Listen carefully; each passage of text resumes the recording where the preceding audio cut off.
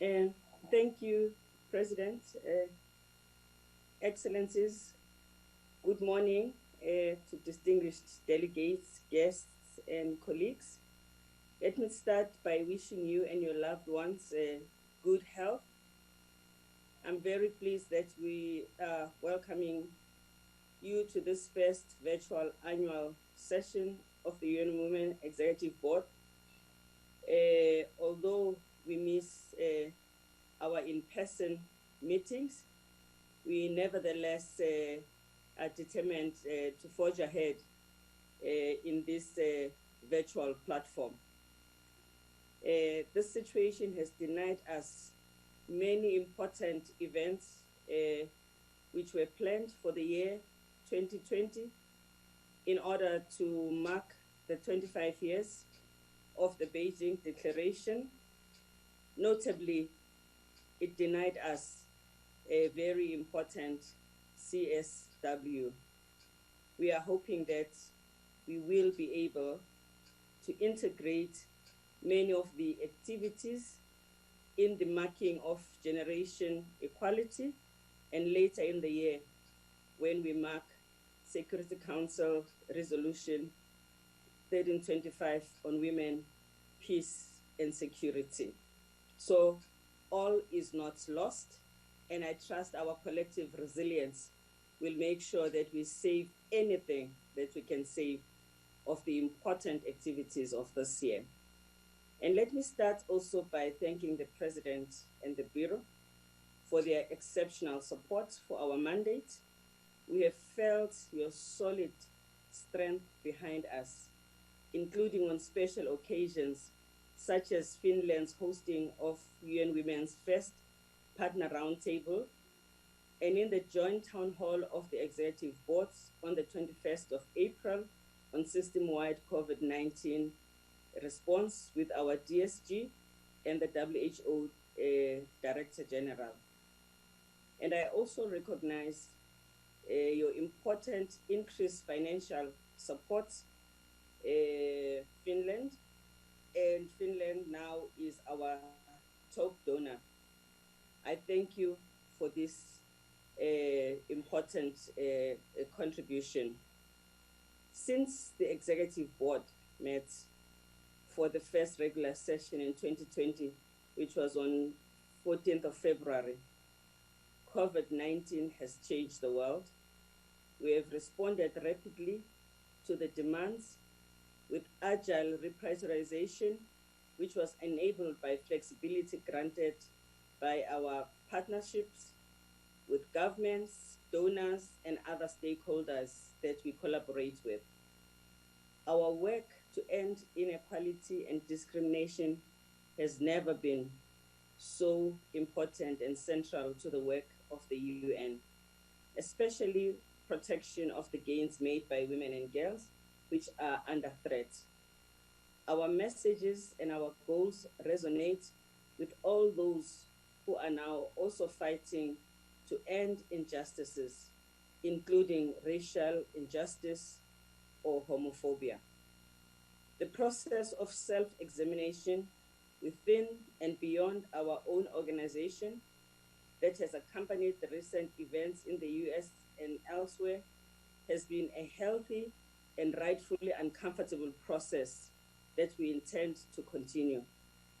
That place of discomfort is where change happens, and it is a trigger to build the diversity we need for the future. It is indeed part of building back better. It is easy to settle into the patterns that are building blocks of blatant and sometimes structural prejudices, but if we deal with the discomfort that dealing with it brings about, we begin the true constructive road. On July 2nd, next week, it will be 10-year anniversary of the establishment of UN Women by the UN General Assembly. As we approach that milestone, I hope you can celebrate with us in this new normal, but with purpose, and recommit to the revision to the vision that was the vision that created UN Women. As the world focused on protecting populations against COVID-19, we had to reluctantly downscale or postpone important events like the Commission on the Status of Women, as I said earlier. And we've had to delay the hosting of Generation Equality Forum. We have, however, been able to resume our preparations for generation equality. Our action coalitions are coming together. We have already announced the leaders of the action coalitions. We continue with deeper engagement in readiness for 2021, undaunted by the pandemic, with more than 660 million people who are already connected on the social media and focusing on what they can do for generation equality. Distinguished members of the board, pandemics are not gender neutral, and COVID-19 pandemic has been no exception.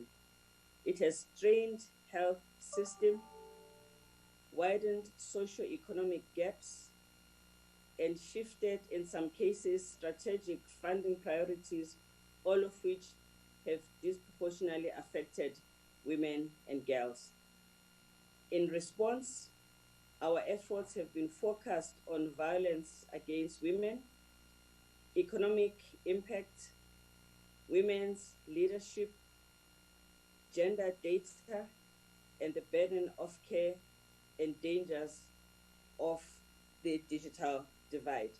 I must also add that there is a lot of grief out there with all the people that have passed as a result of the pandemic. Collectively, as the world, we have to see how we will deal with this grief.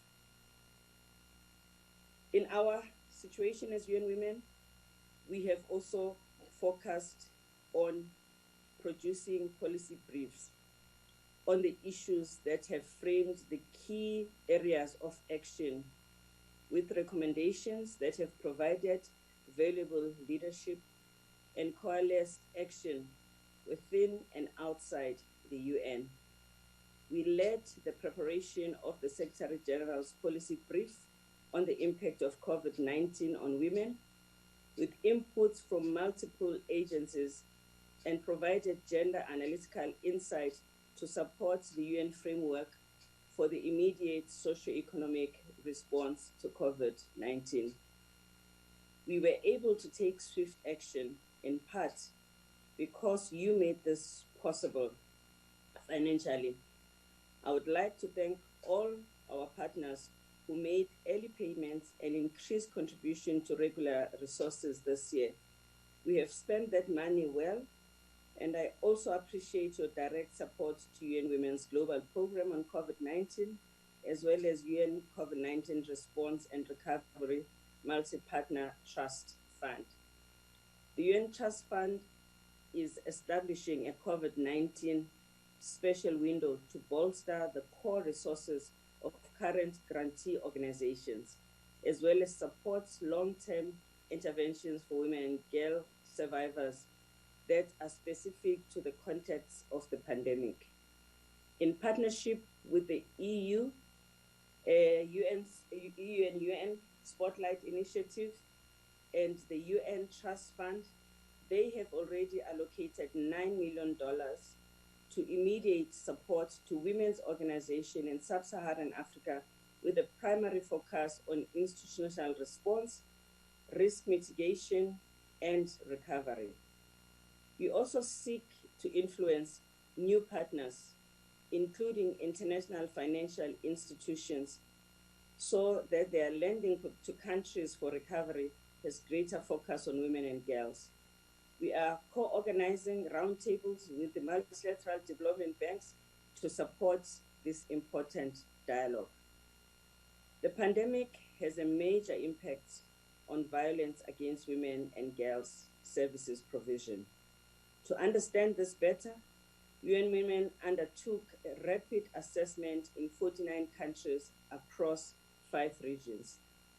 And we found that there is indeed an increase in the calls to helpline across countries and increases in violence against women reports to the police and health centers. Shelters operations are at a full capacity, and service providers are finding it difficult to maintain the services in place because of the demand. Survivors of violence against women have limited access to information and limited access to social services, health, legal, and protection services, and we have been able to raise alarm as a result.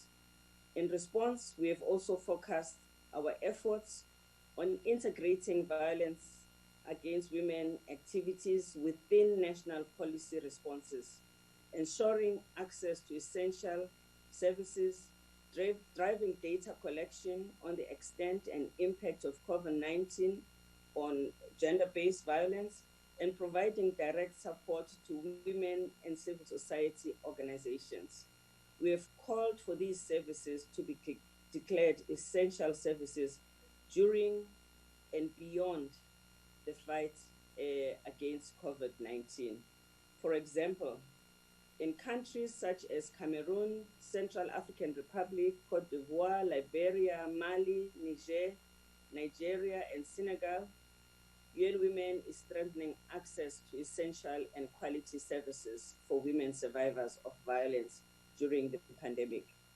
We are supporting partners to update referral pathways and service delivery protocols, including with the police and justice institutions in Bolivia, Ecuador, South Africa, Sudan, Trinidad and Tobago, and Vanuatu. Our influential shadow pandemic advocacy on violence against women has supported a global awareness of its power dynamics, its links to inequalities, and its prevalence in our societies. With our He for She campaign, we launched a targeted campaign called He for She at Home. There we have been able to engage by men around the world with 27 million impressions in different countries that exclude India, which had even higher impression than all the countries combined. And on economic impact. The economic impact of the pandemic is similarly grave. The World Bank has warned it could push up to 100 million more people into extreme poverty, of which the majority are likely to be women. Most women workers are concentrated in the sectors especially hard hit by COVID-19, in service industries like tourism, hospitality, and care industries, and then of course the medium and small enterprises as well as the informal sectors are also hard hit. They are experiencing employment losses, income security, and increases in their unpaid care work. Their jobs have been shown to be so critical for our survival and often undervalued, underpaid, or not paid at all. And this has to change in our building back better. Economic recovery will not be possible without additional and sizable fiscal stimulus packages, not only for the big industries, but also for the smaller businesses that women tend to be concentrated in. This has implications, therefore, for women, as it determines the volume of expenditure available for investing in gender equality. This has to concern us. By early May, at least 120 countries had put in place a fiscal response to COVID-19. Excuse me, Chairman, something has happened. By early May, at least 120 countries had put in place a fiscal response to COVID-19, totaling roughly $8 trillion. An initial review of these packages indicates that few, if any, were designed with a gender lens. And that too, we are paying attention to, as it has a potential of leaving women behind.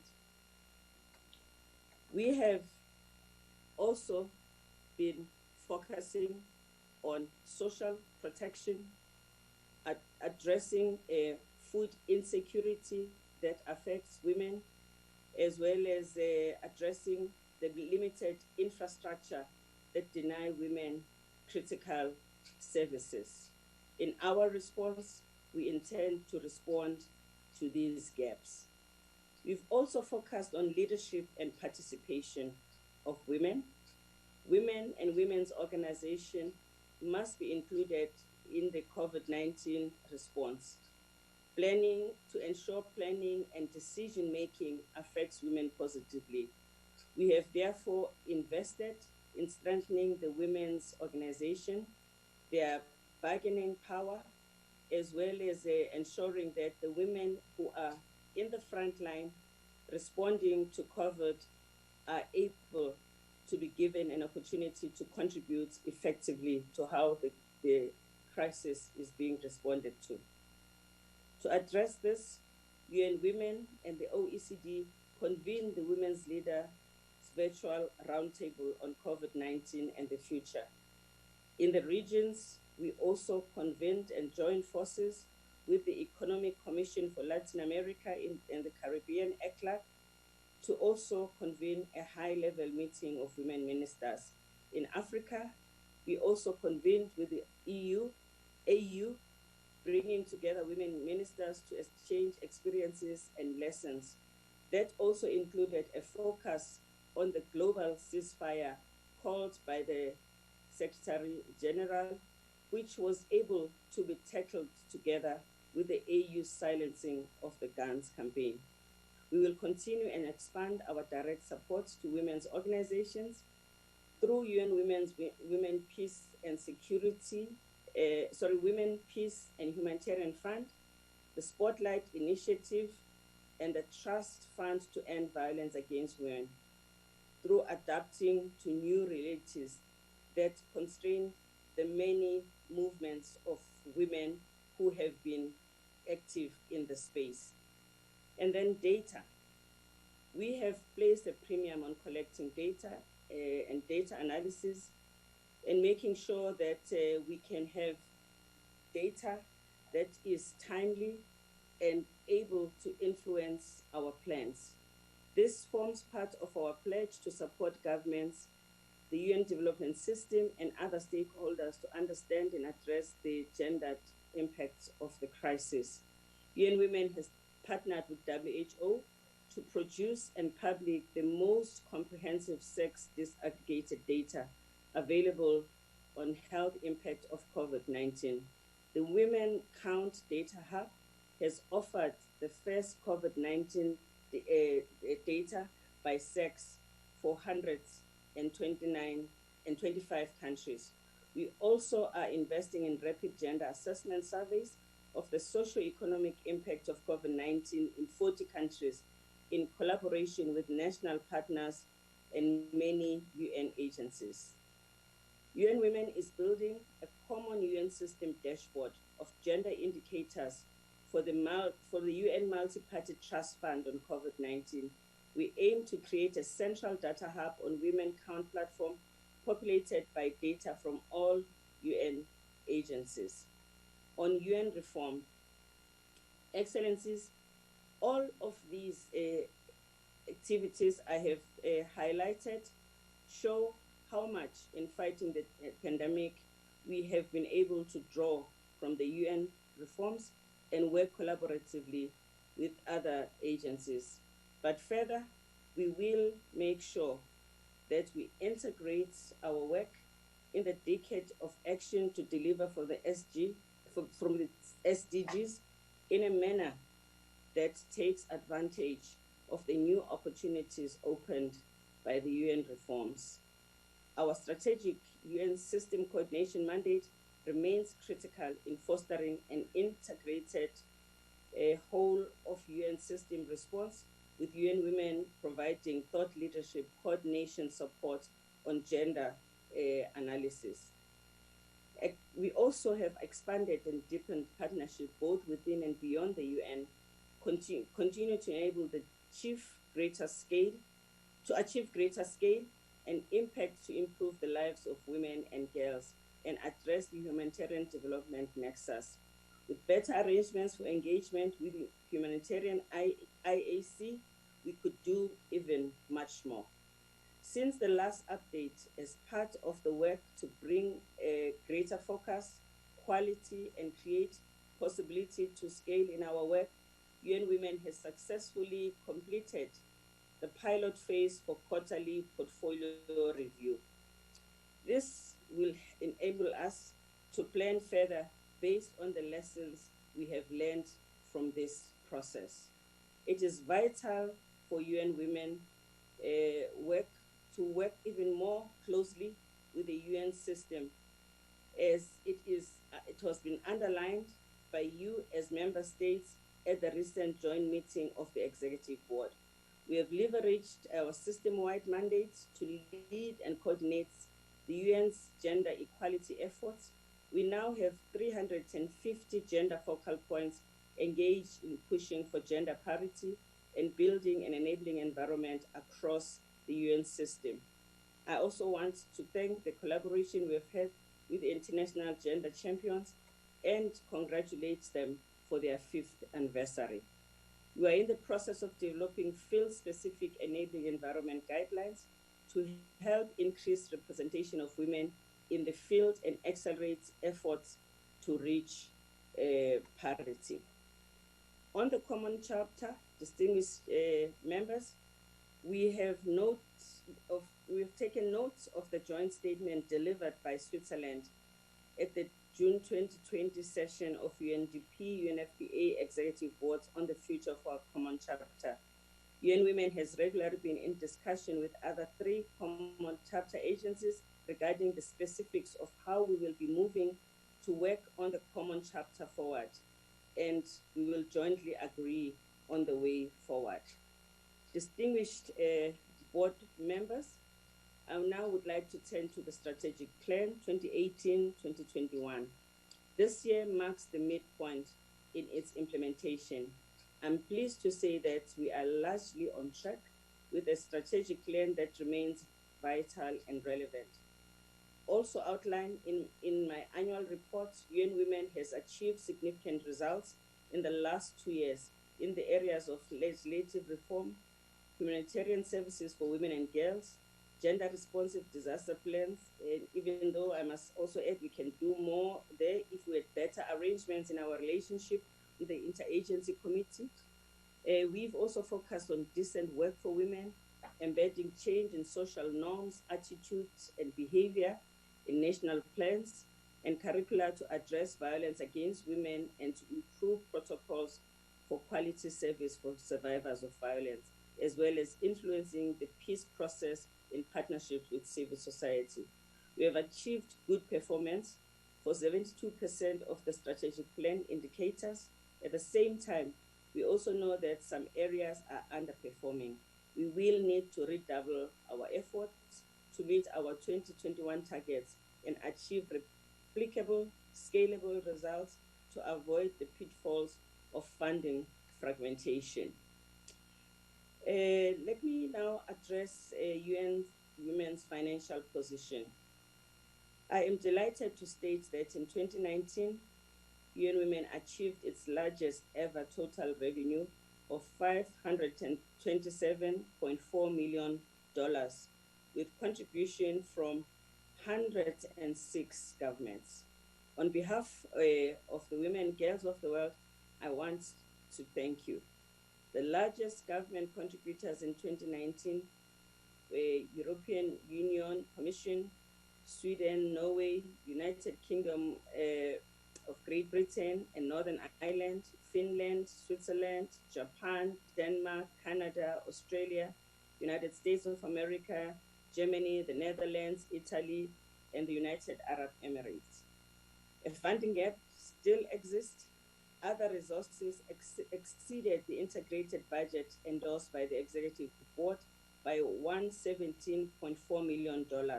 However, there is still a shortfall in regular resources of $57 million, or 28.5% of budget projections. Our sustainability and our ability to deliver high quality and timely support depends on this healthy balance between core and non-core.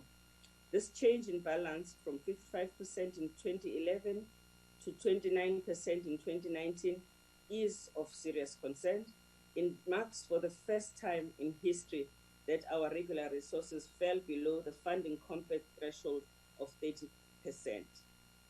Voluntary contributions in 2019 totaled $500.4 million. This comprised $143 million in regular resources, a reduction of $7 million from 2018, and $357.4 million in other resources, which is an increase of $122 million from 2018.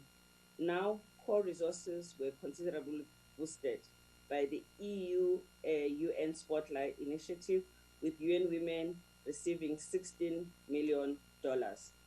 We count on the member states to help us to navigate this difficult but very important parts of our work.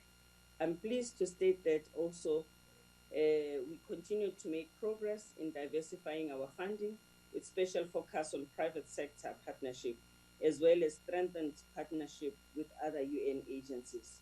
In 2019, from private sector partners, we increased by 31% to reach $32.8 million, with revenue from interagency funding arrangements that grew by 44% to $72.4 million.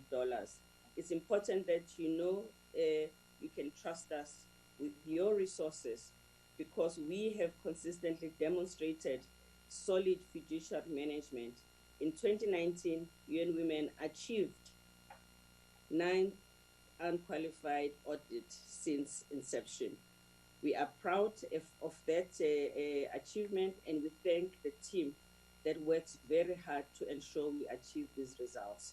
We recognize the vital importance of leveraging partnership in order to achieve the scale and impact we seek. And we are pursuing, with particular emphasis to generation equality, many different new options that would support the funding of our work, even if the funds will not necessarily come directly to us. One of our creative partnerships is with our Unstereotype Alliance, which engages the marketing and advertising industry. This year so far has been unprecedented in its demands on UN Women, on our staff, who have been able to be resilient in difficult times, our partners, our member states, so many of whom are still fighting to control the coronavirus in their own countries. Just last week, we joined across the entity in a memorial service of one of our beloved representatives at the UN Multi-Country Office in Caribbean. Mrs. Alison McLean passed, and nothing speaks more of her highly committed service to the work of the UN, in that she actually literally was at work until the last day, after having been sick for a very long time. And we reaffirm the values that drive us to serve the women and girls of the world in the manner in which Alison did. We commit to tackle the scourge of racism inside and outside the UN with reconsidered effort. Now, more than ever, we remain focused on our mandate, and we continue to count on your solidarity, ensuring that we will build back better together. Thank you. I'm sorry for being so long, President. Well, thank